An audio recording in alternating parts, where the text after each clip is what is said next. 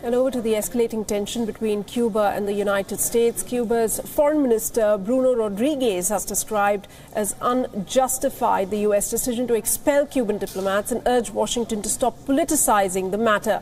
President Trump on Tuesday expelled 15 Cuban diplomats, escalating his response to a mysterious affliction that has stricken American embassy personnel in Havana. It's a move that cast a Cold War chill over relations between the two countries.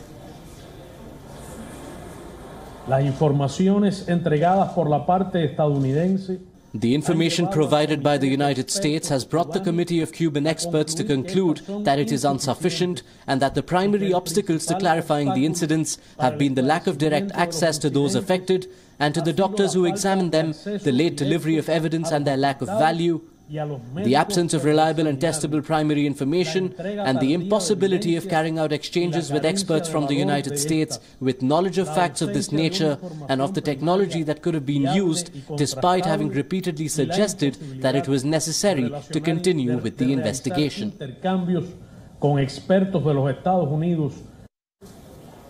It's a startling turnaround from nearly 3 years ago when Washington and Havana announced they would re-establish diplomatic ties after a lapse of more than 5 decades.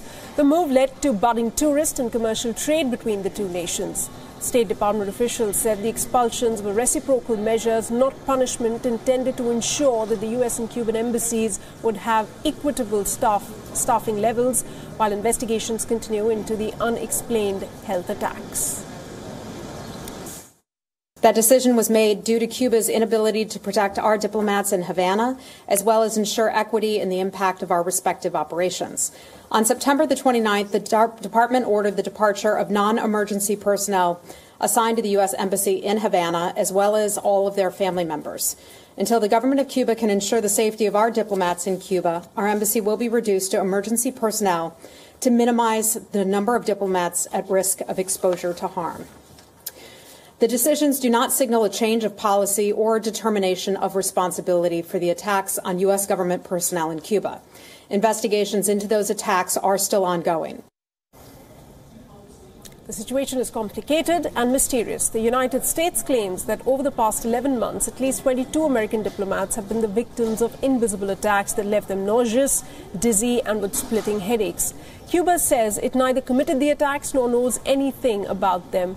And to the surprise of many, Raul Castro's government permitted FBI agents to enter the country to help investigate.